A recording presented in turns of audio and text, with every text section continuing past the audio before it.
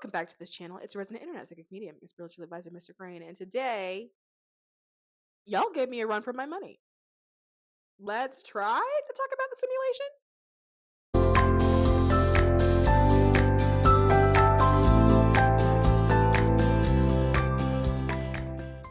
So, before we jump into it, I have a couple of announcements that I need to make.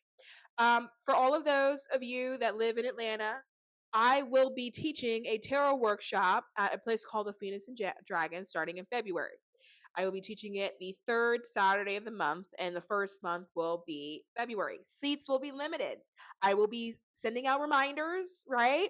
So this is not going to be the only time that you hear of it, but I want you to put it on your calendar. It starts February 17th, so save the date if that's something that you're interested in, and come hang out with me. Let's have some kikis and some giggles, okay? Also, I now have a TikTok. Please go follow me on TikTok. I got a TikTok because I realized it's hard to answer questions on YouTube due to it being long form content. Meaning, if I post only one video a week, then I only have one opportunity to answer a question, whereas TikTok is fast and I can just sort of pump out the answers quickly. Some of you may say, why don't you just answer in the comments? Well, not everyone reads the comments. And so if it's a question that can benefit a lot of people, and I know that a lot of people won't see the comments, then I hesitate to put the answer in the comments, okay? But with a TikTok, I can talk to you guys a lot faster, so help me. Also, I'm currently stuck in that 200 view jail over there. So if you can share or like or follow me over there, it'd be really helpful to push it out and get it into the algorithm. Same thing about YouTube. If you're over here lurking and you have been doing so for a while and you are not subscribed, can you please subscribe? Because my subscriber count, man, when I tell you she's struggling, and she has been struggling for months, she is just not getting any better. For every 10 new people that come in, I lose about 8 to 15. So the climb is very slow right now.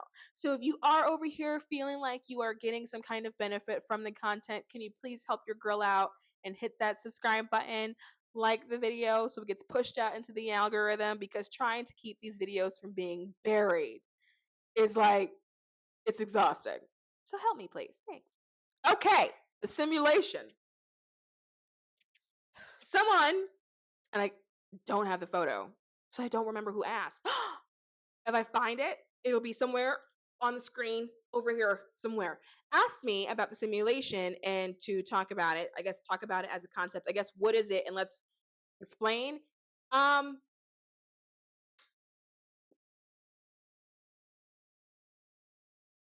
So I don't know how to put this in layman's. The simulation is a concept that the reality you are currently perceiving may in fact be an illusion.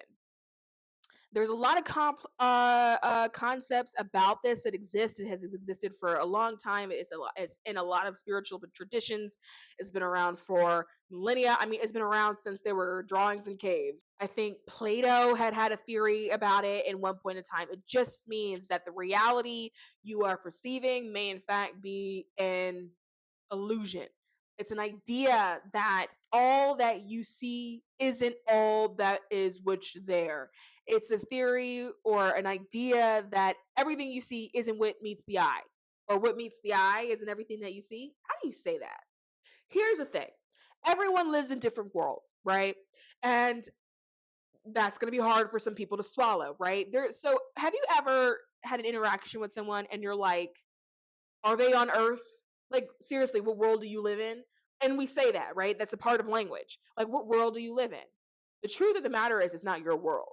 Everyone sees things very differently. Everyone has a very different perspective. Everyone is operating out of a different reality. So when you come across people and you're like, I don't think that they get it. I don't think we're on the same page, right? We have that in language too. It's because we're not. My understanding about how this works, and again, this is my understanding, I won't know 100% until I leave this body and go back to whence I come, right? Is that prior to incarnation, a soul will decide what life it wants to experience. That is the construction of the simulation itself, right?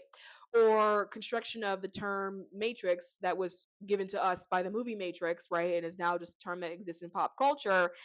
That's the beginning of the creation of said simulation. It's from the soul. The soul is deciding what it does and does not want to experience. Now, why does the soul do this? The soul is internal, right? My understanding is that there's like an oversoul, right? Which is where we get the idea of we are all one. We're just mirrors of each other. We're all pieces of each other. We're facets of each other. There's one oversoul, which is all of us. And that oversoul likes to experience different pieces of itself, because what else is it going to do? It's eternal. It'll just be bored, right? So it's always experiencing some facet of itself, right? And so us as souls, we're just part of the greater oversoul, right? We're kind of just a piece or a facet of it that is experiencing itself. And so what we do prior to incarnation is decide what experience we would like to have incarnate as this particular being on a particular planet in a particular universe or whatever. We think about that reality and then we create that reality. A lot of souls have teams, spirit teams, may comprise of a whole lot of, like, it can be comprised of ancestors, whether or not they are previously passed on or passed on a long time ago. It can be comprised of spirit guides, angels, guardian angels. I mean, literally whatever, or yourself, right? And there is some sort of collaboration that happens where you are planning out the life that you want to live, and the collaboration is with these other spirits and these other beings who will assist you in your lifetime. Now, why do they assist you in your lifetime? Because we're all part of the same oversoul. It's not necessarily that they're assisting you, is that we're helping ourselves, right? And you will also assist them with their stuff too, right? And so that's why people who maybe are more psychically inclined will find that they're getting guidance to go here, go there, do that, don't do this, because it's part of the assistance to help you remember to experience that thing that you wanted to experience. Every soul makes a different decision about whatever it is that it wants to experience, right? Some souls will make a decision to overlap their experiences for whatever experience. So in this case, the ones that are watching this video and whoever it is that I'm talking to, our simulations at the moment are overlapping for whatever experience, right? And maybe it could be because we decided that we wanted to connect. We could be a part of the same soul family where we are always connecting in different lifetimes. I don't know. But for whatever reason, our simulation is overlapping at the moment. However, how I view reality is not the same way you view reality, and how you view reality is not the same way I view reality. Now, how does that deal with how people relate to each other? When you can relate to somebody, it's because you have overlapping simulations, right? So you can understand how someone got to wherever it is that they got. But it's the creation of the experience in the soul themselves. Reality is a construct, like gender, I guess. Um, and the reason for that is because as you are working with your consciousness, you will notice that you have moments where it breaks. You will notice where you have moments where the simulation and the construct breaks sometimes. That's what we call existential moments or existential crises, right? Crises, when you have a moment where you're sitting there or you're laying there and you're going, holy crap, how did I get here? It's because in that moment the simulation broke, or you broke through the simulation that you created, right? That sort of that game that you wanted to create. I think a really good representation of that would be like the Hunger Games, how Katniss fires an arrow at the dome, and then they can see that they're in a simulation. They can see that it's like they're in a matrix, that the simulation that they're in doesn't actually exist, and that the game is only a game, and that there's things outside of it, right? It's kind of like that. When you have an existential moment, it's because something happened where you broke through the simulation for that moment, where you realize, holy crap, what is this? None of this is real. It's because it is created, and it's created by you. However, we are existing in a time where we are around a lot of creators, and everyone's creating, and they're all creating different things. They like different things. Why do we like different things? Because souls like different things. Souls have different preferences, right? And so you're going to design your life around that. You are going to design an experience around things that you like and things that you don't like, things that you're passionate about. You may design an experience around fear. Different souls have a tendency to design experiences like books, right? For example, my soul likes a novel unfortunately, I have a tendency to design experiences around like fantasy. Um, a lot of my past lives that I can recall is like war and but I'm the general, right? So it's not a lot. I've never, not that I can remember, have been a soldier. I've always been the commander, right? And so I've always had like heroic duties in my past lives.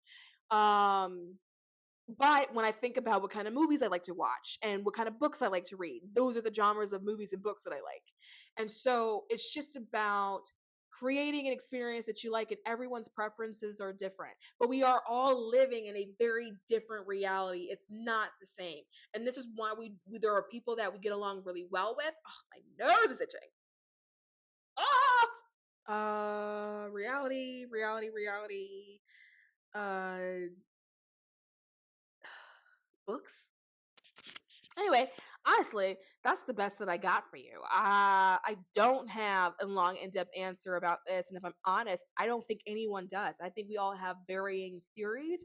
I think that we all have varying understandings of what a simulation may mean to us. But I would say, if I had to like sum it up into a concept, it's that the reality that you're living has been constructed by you. It's that there's always more than what meets the eye. That was it. That was it. That was it. That was it. That was it. There's more to what meets the. Okay. All right. Go me. Okay.